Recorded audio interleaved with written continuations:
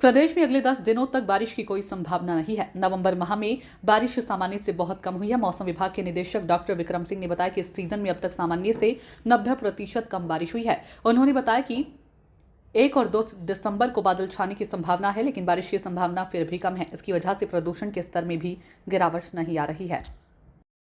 और अगर नवंबर मंथ की हम बात करते हैं तो इसमें जहाँ बारिश या बर्फ़बारी की अगर बात करें उत्तराखंड के लिए, तो ये सबसे ड्राई मंथ हमारा है। इसका अगर आप नॉर्मल देखेंगे तो 6.4 mm के आसपास है। और इस समय तापमान देखें तो तापमान हमारे करीब करीब सामान्य के आसपास ही चल रहे हैं। 1-8 डिग्री ऊपर नीचे इस तरह का है, बाकी सामान्य के आसपास है। हाँ, ये है कि बारिश नहीं होने से, चाहे वो पॉल्यूटेंट्स है या एरोसोल्स है, उसका वो कहीं ना कहीं बढ़ता है फिर हवा में। अगर बारिश नहीं होती, बारिश होने से ये सब चीज़ें सेटल होती है, तो वो ठीक हो सकता है कि थोड़ा पॉल्यूशन लेवल हायर साइड पे होगा।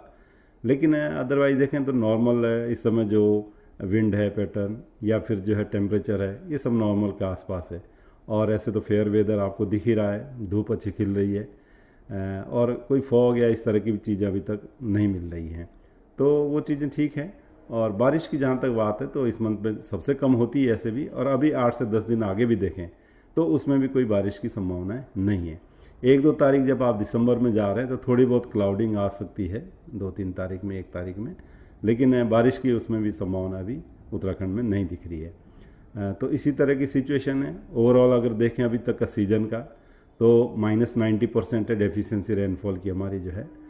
उसमें करीब जो है 36 mm के आसपास नॉर्मल होना चाहिए इस समय तक। जो हमारा सीजन 1 अक्टूबर से 31 दिसंबर का शुरू होता है, तो उसका एज ऑन डेट तक का जो नॉर्मल रेन है वो 36 mm के आसपास होनी चाहिए।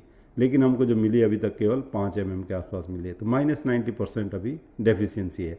तो आगे अभी वीक भर या 10 डेज भी बात करें तो लग नहीं रहा कि कोई वेदर एक्टिविटी या बारिश या बर्फ़बारी हाई रीचेज में वो मिलने की संभावना भी नहीं है।